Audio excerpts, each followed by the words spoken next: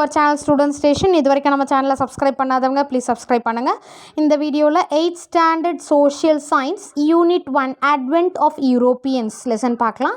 Advent of யூரோப்பியன்ஸ்ன்றது யூரோப்பியர்களோட வருகை, அதை எப்படி இருந்தது, அந்த டைமில் யூரோப்பியன்ஸ் வந்ததுனால என்னென்ன சேஞ்சஸ் என்னென்ன கொண்டு வந்தாங்கன்றதை பார்க்கலாம்.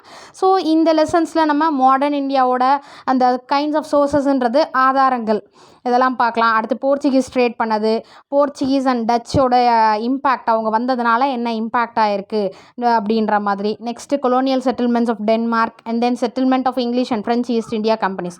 ஸோ இது வந்து லைனாக ஒன் பை ஒன்னாக பார்க்கலாம். Introduction. First of all introduction. Many of the foreign travellers, traders, missionaries and civil servants who came to India in the 18th and 19th centuries have left accounts of their experiences and their impressions of various parts of the country. So 18th centuryலையும் 19th centuryலையும் நம்ம இந்தியாவுக்கு வந்திருந்தாங்க இல்லையா foreign travellers, அவங்க அடுத்தது பார்த்திங்கன்னா machineries அப்படின்றதுனா வந்து அந்த சமயத்தை பரப்புவாங்க இல்லையா அவங்க. அடுத்து சிவில் சர்வன்ட்ஸ், நம்ம ஜஸ்ட்டு நிறைய காமனாக செய்வாங்க இல்லையா வேலைகள், பொதுப்பணி ஊழியர்கள்ன்ற மாதிரி சொல்லுவாங்க. ஸோ இவங்கெல்லாம் 18th and 19th centuryயில் வந்து வந்த ஃபாரின் ட்ராவலர்ஸ் நம்ம நிறைய இடத்துல வேரியஸ் பார்ட்ஸ் ஆஃப் த கண்ட்ரியில் அவங்களுடைய account of their experiences and impressions, அவங்களுடைய அனுபவங்களை வந்து விட்டுட்டு போயிருக்காங்க. ஸோ நம்ம ஹிஸ்ட்ரினாலே அந்த காலத்தில் என்னென்னலாம் இருக்கோ அதை வச்சு தான், அந்த சோர்ஸஸ் வச்சு தான் நம்ம வந்து அப்போது இப்படி இருந்தது, இந்த ராஜா வாழ்ந்தார், அதாவது கல்வெட்டு, அடுத்து இன்ஸ்கிரிப்ஷன்ஸ், மான்யூமெண்ட்ஸ், இந்த மாதிரி நிறைய ஆதாரங்களை அவங்க விட்டு போயிருக்காங்க. ரிட்டன் சோர்ஸஸாக நிறைய இருக்குது, அதுலேருந்து நம்ம அதை தெரிஞ்சுக்க போகிறோம். To know the events of modern India we have abundant sources at the international, national and regional level. So modern இந்தியாவோட அந்த எக்ஸ்பீரியன்ஸை தெரிஞ்சுக்கிறதுக்கு நமக்கு நிறைய ஆதாரங்கள் இருக்குது, சோர்ஸஸ் இருக்குது. அபண்டன்ட் சோர்ஸஸ் இன்டர்நேஷ்னல் லெவலில், தேசிய லெவலில், ரீஜனல் லெவலில் பார்க்கலாமா. Sources of modern India. First சோர்ஸஸ்ன்றது நான் என்ன சொன்னேன், எவிடென்சஸ், ப்ரூஃப். ஸோ அந்த காலத்தில் இப்படி வாழ்ந்தாங்க, தமிழ்லனா எக்ஸாக்டாக ஆதாரங்கள்னு சொல்லலாம். மாடர்ன் இந்தியா எப்படி இருந்தது, நவீன India. The sources for the history of modern India help us to know the political, socio-economic and cultural developments in the country. From the very beginning, the Portuguese, the Dutch, the French, the Danes and the English recorded their official transactions in India on state papers. So இந்த modern இந்தியாவில் வந்து நமக்கு நிறைய sources கிடைச்சது. என்னென்னா எதை பற்றி தெரிஞ்சுக்கிறதுக்காகனா political, அரசியல் மூலியமாக, அரசியலாக அந்த மாடர்ன் இந்தியாவில், நவீன இந்தியாவில் எப்படி அரசியல் பண்ணாங்க பொலிட்டிக்கலாக. அடுத்து சோஷியோ எக்கனாமிக், அந்த சமூக பொருளாதாரம்னு சொல்லுவோம் இல்லையா, அது. கல்ச்சரல்னா கலாச்சார டெவலப்மெண்ட்ஸ்லாம் எப்படி இருந்தது அப்படின்றது தான் அந்த சோர்ஸஸ் ஹெல்ப் பண்ணுச்சு. ஸ்டார்டிங்கில் பார்த்தீங்கன்னா வந்து யார்னா த போர்ச்சுகீஸ், அடுத்து touch, French, the dance and the English, இவங்கெல்லாம் வந்து அவங்களுடைய அந்த அஃபீஷியல் டிரான்சாக்ஷன்ஸ்னால் அந்த ஆஃபீஸில் இருக்கும் இல்லையா அலுவலக அந்த வேலையெல்லாம், அதெல்லாம் வந்து ஸ்டேட் பேப்பர்ஸில் அவங்களோட அரசாங்க பதிவேடுன்னு ஒன்று ரெக்கார்டு இருக்கும் இல்லையா, அதில் வந்து மெயின்டைன் பண்ணிட்டு வந்தாங்க. ஸோ ஈவன் எந்த ஒரு கவர்மெண்ட் ஆஃபீஸில் எடுத்திங்கனாலும் ஒரு ரெக்கார்ட்ஸ் இருக்கும். ஸோ அந்த ரெக்கார்ட் ஸ்டேட் பேப்பர்ஸ்ன்றது அந்த மாதிரி ரெக்கார்ட் பண்ணியிருந்தாங்க ஸ்டேட் பேப்பர்ஸில், பதிவேடில். Well preserved records are very valuable to know about their relations in India. The archives at Lisbon, Goa, Pondicherry and Madras were literally storehouses of precious historical informations. ஓகேங்களா. So இப்போ என்னென்னா அந்த அவங்க state பேப்பர்ஸில் அந்த ரெக்கார்டில் இருந்தது. வெல் ப்ரிசர்வ்டு ரெக்கார்ட்ஸ் அப்படின்னா வந்து ரொம்ப பராமரிச்சுட்டு இருந்தாங்க. ப்ரிசர்வ்டு, இப்போ நம்ம கூட ப்ரிசர்வேஷன்னா அதை வந்து ரொம்ப பாதுகாக்கிறோம். ரொம்ப பாதுகாக்கப்பட்ட ரெக்கார்ட்ஸ்லாம் வந்து ரொம்ப விலை உயர்ந்தா நமக்கு வேல்யூபிளாக இருந்தது. அவங்கள பற்றி தெரிஞ்சுக்கிறதுக்காக, அவங்க வந்து இந்தியாவோட ரிலேஷன்ஸ் எப்படி இருந்ததுன்றது தெரிஞ்சுக்கிறதுக்கு ரொம்ப valuable. Then the archives at Lisbon. So ஆர்ச்சிவ்ஸுன்றது இப்போது இந்த ரெக்கார்ட்ஸை மெயின்டைன் பண்ணுவாங்க இல்லையா, ஒரு இடத்துல மெயின்டைன் பண்ணுவாங்க இல்லையா, இதுக்கான ரெக்கார்ட்ஸ் எல்லாம் இங்கே மெயின்டைன் பண்ணுறாங்க. இப்போ மியூசியம்லலாம் கூட பார்த்திங்கன்னா ஏதாவது மெயின்டைன் பண்ணுற ரெக்கார்ட்ஸ் எல்லாம் கூட இருக்கும். ஸோ அந்த மாதிரி இந்த ஆர்ச்சிவ்ஸ்ன்றது அந்த மெயின்டைன் பண்ணுற ரெக்கார்ட்ஸை மெயின்டைன் பண்ணுற அந்த காப்பகம்னு சொல்லலாம். Lisbon, Goa and Pondicherry and மெட்ராஸ்லாம் வந்து பெரிய லிட்ரலி ஸ்டோர் ஹவுசஸ், அதுதான் காப்பகங்கள். ஆர் ப்ரிஷியஸ் ஹிஸ்டாரிக்கல் இன்ஃபர்மேஷன்ஸ், ரொம்ப விலை மதிப்பே இல்லாமல் வரலாற்று தகவல்களை வச்சுருக்கேன். அது ஒரு பெட்டகமாக வந்து இருந்தது. All these sources must however be critically evaluated before they are used for historical writing. ஓகேங்களா? ஸோ இதெல்லாம் வந்து இங்கே மெயின்டைன் பண்ணாங்க. கைண்ட்ஸ் ஆஃப் சோர்சஸ் பார்க்கலாம். சோர்சஸ் வந்து எத்தனை வகையாக இருக்குன்னு. We can write history with the help of sources like written sources and material sources. ஆதாரங்களை 2 வகையாக பிரிக்கலாம். நம்ம ரிட்டன் சோர்சஸ், எழுத்து வடிவமாக நமக்கு இருக்கிறது, பேப்பர்ஸோ இல்லை கல்வெட்டில் எழுதியிருப்பாங்க, ஈவன் கோயிலெல்லாம் எழுதியிருப்பாங்க, அந்த மாதிரி written sources. And then material sources 2 டைப்பாக இருக்குது. ஃபஸ்ட்டு பார்த்திங்கன்னா written sources. After the advent of the printing press, numerous books were published in different languages. So அந்த பிரிண்டிங் ப்ரெஸ் வந்ததுக்கப்புறம், சரியா, அதை கண்டுபிடிச்சதுக்கப்புறம் பார்த்திங்கன்னா நியூமரஸ் புக்ஸ் வந்தது. நிறைய புக்ஸ் வந்து பப்ளிஷ் பண்ணாங்க நிறைய லாங்குவேஜஸில் எப்படி இருந்தாங்கன்ற மாதிரி. Hence people began to acquire knowledge easily in the fields like art, literature, history and science. So people என்ன பண்ணாங்கன்னா அந்த நிறைய அனுபவத்தை எந்தெந்த ஃபீல்ட்லனா art, literature, history and science, இதில் இருக்கிற நிறைய அனுபவத்தை வந்து தெரிஞ்சுக்கிட்டாங்க. அதில் இருந்து அந்த இதெல்லாம் வந்து நம்ம வந்து இன்ஸ்பயர் பண்ணலாம். ஸோ ஈஸியாக வந்து அவங்க ஃபைண்ட் அவுட் பண்ண முடிஞ்சது.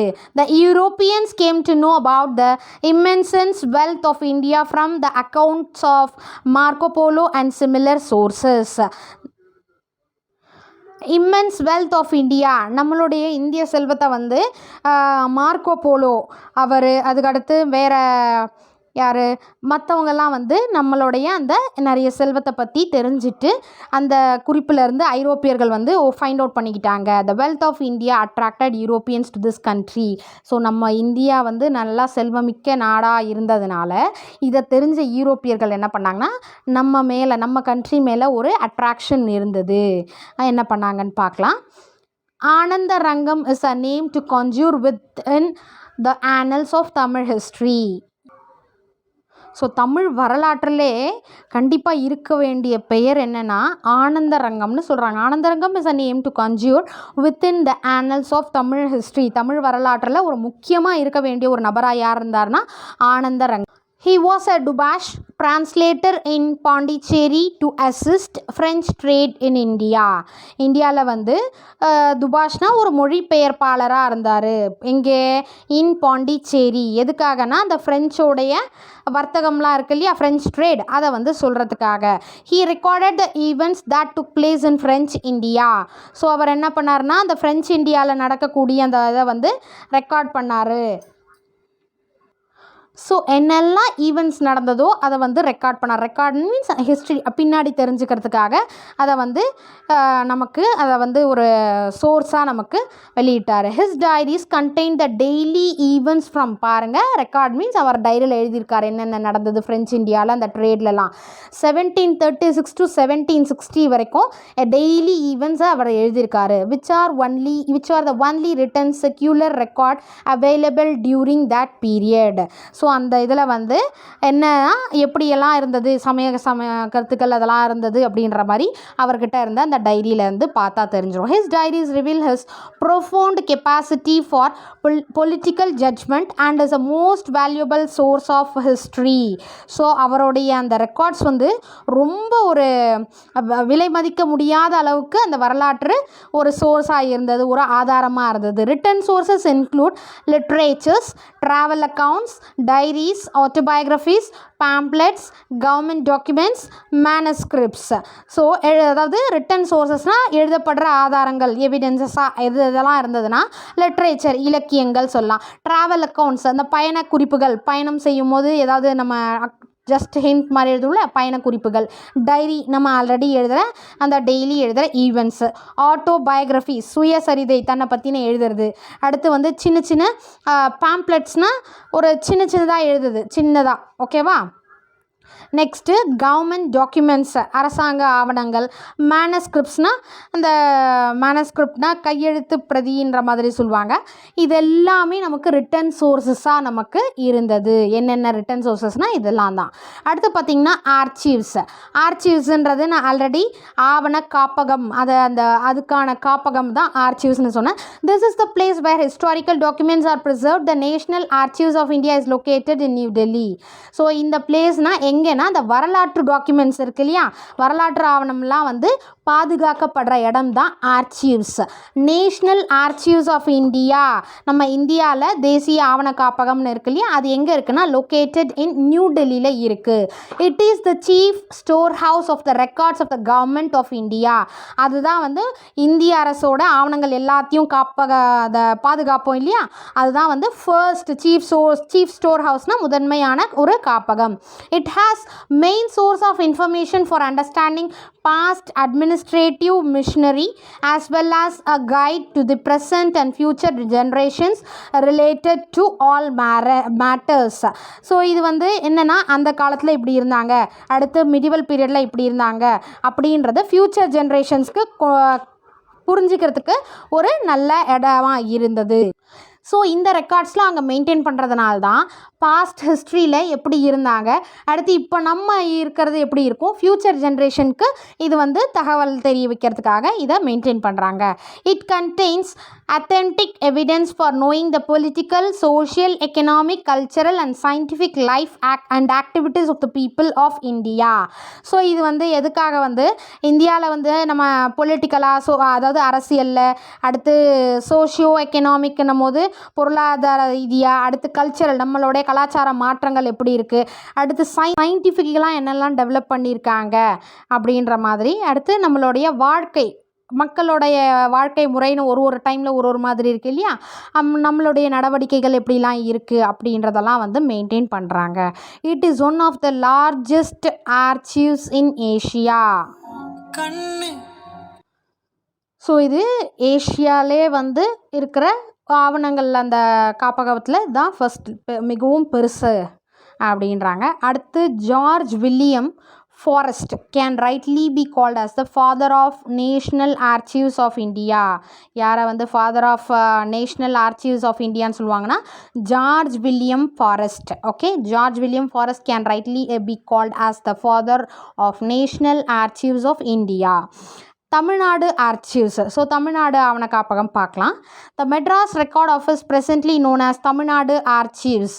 TNAனா Tamil Nadu archives. Madras record office presently known as Tamil Nadu archives is located in Chennai. சென்னையில் வந்து தமிழ்நாடு ஆவண காப்பகம் இருக்கு இல்லையா, அது வந்து Chennai record office. First Madras record ஆஃபீஸ்னு இருந்தது, இப்போ வந்து தமிழ்நாடு ஆர்ச்சிவ்ஸ்னு இருக்குது. ஸோ இது வந்து எங்கே இருக்குன்னா சென்னையில் இருக்குது. It is one of the oldest and largest document repositories in southern India. So தென்னிந்தியாவிலே வந்து ரொம்ப பழமையானது, லார்ஜஸ்ட் டாக்குமெண்ட், மிகப்பெரிய வந்து ரிப்போசிட்டரிஸ்னால் களஞ்சியமாக திகழுது. இது ஒன்று எதுனா இந்த TNA தமிழ்நாடு ஆர்ச்சிவ்ஸ் மிகப்பெரிய களஞ்சியமாக இருக்குது சதர்ன் இந்தியாவில். The most of the records in the Tamil Nadu archives are in English. The collections include series of administrative records in Dutch, Danish, Persian and Marathi. Few documents are in French, Portuguese, Tamil and Urdu. பார்த்தீங்கன்னா நிறைய records வந்து இங்கிலீஷில் தான் இருக்குது, language வந்து இங்கிலீஷில் இருக்குது. ஆனால் அங்கே வந்து டச்சு, டானிஷ், அடுத்து பர்ஷியன் அண்ட் மராத்தி இவங்கெல்லாம் வந்து அந்த மாதிரி லாங்குவேஜஸும் இருக்குது. ஃபியூ டாக்குமெண்ட்ஸ் இந்த லாங்குவேஜஸ்லையும் இருக்குது. அடுத்தது பார்த்தீங்கன்னா பேஜ் நம்பர் 3, பேஜ் நம்பர் 2ஓட கண்டினியூவேஷன்லேயே எங்கே இருக்குது பாருங்கள். தமிழ்நாடு ஆர்ச்சிவ்ஸ் பிக்சர் கொடுத்துருக்காங்களா, இதுதான். Tamil Nadu archives has 1642 volumes of Dutch records which relate to Cochin and Coromandel coast. So இந்த தமிழ்நாடு ஆர்ச்சிவ்ஸில் தமிழ்நாடு அந்த ஆவண காப்பகம் 1642 டச் ரெக்கார்ட்ஸ் இருக்கான். எதுக்கு ரிலேட்டடாக இருக்குன்னா இது வந்து கொச்சினுக்கும் அடுத்து கோரமண்டல்னா சோழமண்டல கோஸ்ட் அதை பற்றின இது ரெக்கார்ட்ஸ்லாம் இருக்குது. These records cover the period from 1657லேருந்து 1845 வரைக்கும் இருக்கிற ரெக்கார்ட்ஸு இதில் இங்கே இருக்குது. The Danish records cover the period from, அங்கே டேனியன் ரெக்கார்ட்ஸ்னு பார்த்தீங்கன்னா அதில் எந்தெந்த பீரியட்லேருந்துனா 1777லேருந்து 1845 வரைக்கும் இருக்குது. டாட்வெல்ன்றவர் prepared with great effort and the first issue of the calendar of Madras records was published in 1917. So டாட்வெல்ன்றவர் 1917 வந்து ரொம்ப கஷ்டப்பட்டு பாடுபட்டு அவருடைய எஃபர்ட்ஸ்னால சென்னை கேலண்டர் ஆஃப் மெட்ராஸ், ஓகேவா, அந்த நாட்குறிப்பு பற்றி, அதாவது ஒரு நாள் பதிவுகள் இருக்கு இல்லையா, ரெக்கார்ட்ஸ் எல்லாம் வந்து பப்ளிஷ் ஆச்சு 1917. அவரோட எஃபர்ட்னால, யாரோட எஃபர்ட்னா Dodwell. He was highly interested in encouraging historical researchers. அவருக்கு வந்து இந்த மாதிரி ஹிஸ்டாரிக்கல் ரிசர்ச்சர்ஸை வந்து இன்னும் ஊக்குவிக்கிறாரு, அதை பற்றி நிறைய பப்ளிஷ் ஆகிறதுக்கு. He opened a new chapter, ஒரு புதிய அத்தியாயத்தையே வந்து ஓப்பன் பண்ணார் இந்த history of Tamil Nadu archives. Then material sources, அதுக்கு அடுத்து பார்த்தீங்கன்னா மெட்டீரியல் சோர்சஸ் என்னென்னலாம் மெட்டீரியல் சோர்சஸ்னால் இந்த ஃபோர்ட், கடலூரில் Saint David fort. Many paintings and statues are the main sources of modern Indian history. நான் மெட்டீரியல் சோர்சஸ்னும் போதே நான் சொன்னேன் இல்லையா, அது வந்து ரிட்டன் சோர்சஸ், எழுதப்பட்ட ஆவணங்கள். இது வந்து மெட்டீரியல் சோர்சஸ், பெயிண்டிங்ஸு, ஸ்டாச்சூஸ்னால் என்ன, சிலைகள், இதெல்லாம் வந்து மெயின் சோர்சஸ் மாடர்ன் இந்தியா ஹிஸ்ட்ரியில் ஒரு சோர்சஸாக இருந்தது. They give us a lot of information and achievement of national leaders and historical personalities. So இந்த ஆதாரங்கள் வந்து நம்மளுடைய தேசிய தலைவர்களாக இருந்தாங்க இல்லையா, நேஷ்னல் லீடர்ஸ், அவங்க வந்து என்னென்னலாம் சாதனை பண்ணியிருக்காங்க, அச்சீவ் பண்ணியிருக்காங்க. அடுத்து ஹிஸ்டாரிக்கல் பர்சனாலிட்டிஸ், ஹிஸ்டாரிக்கல் வரலாற்று இது பண்ணாங்க இல்லையா, ஹிஸ்டாரிக்கல் பர்சனாலிட்டிஸ், அவங்கள பற்றின சாதனைகள் எல்லாமே அதில் இருக்குது அந்த பெயிண்டிங்ஸ்லேயும் ஸ்டாச்சூஸ்லேயும். Like Saint Francis church at Cochin, Saint Louis fort at Pondicherry, Saint George fort and Madras, Saint David fort and Cuddalore, India Gate, Parliament House, President House in New Delhi etcetera are different styles and techniques of Indian architecture. அதாவது இந்திய அந்த கட்டடக்கலையில் ஒரு மாற்றம் வந்தது இல்லையா, so இதெல்லாம் வந்து ஒரு எக்ஸாம்பிளாக இருக்குது, ஒரு சான்றாக இருக்குது. எதுனா இந்த சென்ட் லூயிஸ் ஃபோர்ட் இதெல்லாம் படித்தோம் இல்லையா, இதிலெல்லாம் டிஃப்ரெண்ட் டெக்னிக்ஸை அவங்க யூஸ் பண்ணியிருக்காங்க. அடுத்தது பார்த்தீங்கன்னா other objects and materials of religious, cultural and historical value are collected and preserved in museums. So மற்ற ஆப்ஜெக்ட்ஸ் பார்த்தீங்கன்னா நம்மளுடைய ரிலீஜியஸ் சம்மந்தமாக, அடுத்தது கலாச்சாரம் சம்மந்தமாக அந்த வரலாற்று இதெல்லாம் வந்து வேல்யூபிள் திங்ஸை வந்து கலெக்ட் பண்ணியிருக்காங்க. இங்கேனா ப்ரிசர்வ் பண்ணி மியூசியமில் வச்சுருக்காங்க, பாதுகாக்கப்பட்டு மியூசியத்தில் பாதுகாக்கப்படுது. அடுத்தது பார்த்தீங்கன்னா தீஸ் மியூசியம்லாம் போயிருக்கீங்களா, அந்த மியூசியம்லாம் these museums help, next page, help to preserve and promote our cultural heritage. இந்த மியூசியமில் பாதுகாக்கப்பட்ட ஆவணங்கள்லாம் என்ன பண்ணுதுன்னா நம்மளுடைய கலாச்சாரம் வந்து இன்னும் கொஞ்சம் இம்ப்ரூவ் பண்ணிக்கிறதுக்கு உதவுது. த national museum in Delhi is the largest museum in India which was established இன் 1949.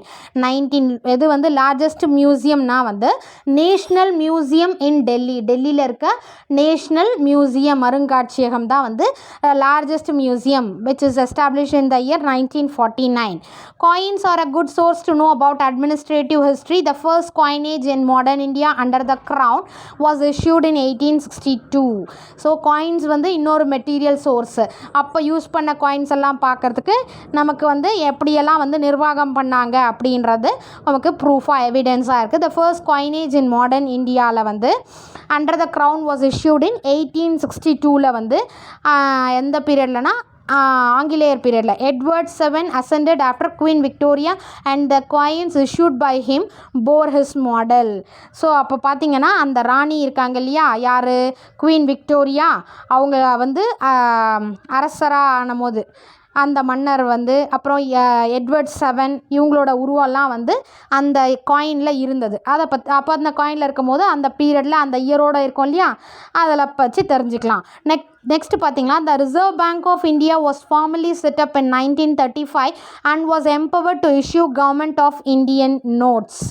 அப்புறம் பார்த்தீங்கன்னா 1935 ரிசர்வ் பேங்க் ஆஃப் இந்தியா 1935 என்ன பண்ணாங்கன்னா ரூபா நோட்டெல்லாம் இருக்கு இல்லையா, இந்திய ரூபா நோட்டு, அதை வெளியிடுறதுக்கு அதிகாரம் கொடுத்தாங்க. நமக்கு வந்து empower to issue government of Indian notes, நம்மளுடைய இந்திய நோட்டை வந்து வெளியிடுறதுக்கு அதிகாரம் கொடுத்தாங்க.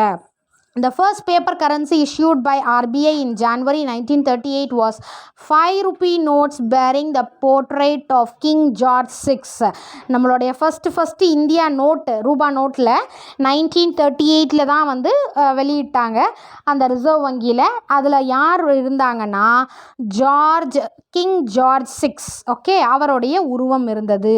ஸோ ஃபர்ஸ்ட் நமக்கு இது வரைக்கும் நமக்கு தெரியாத நியூஸ் இல்லையா. ஃபஸ்ட்டு 5 ருபீஸ் நோட்டு தான் நம்ம எஸ்டாப்ளிஷ் பண்ணாங்க, இஷ்யூ பண்ணாங்க ரிசர்வ் பேங்க் ஆஃப் இந்தியா 1938. அந்த 5 ருபீஸ் நோட்டில் வந்து கிங் ஜார்ஜ் VIோட போர்ட்ரேட்னா இமேஜ் இருக்கும்.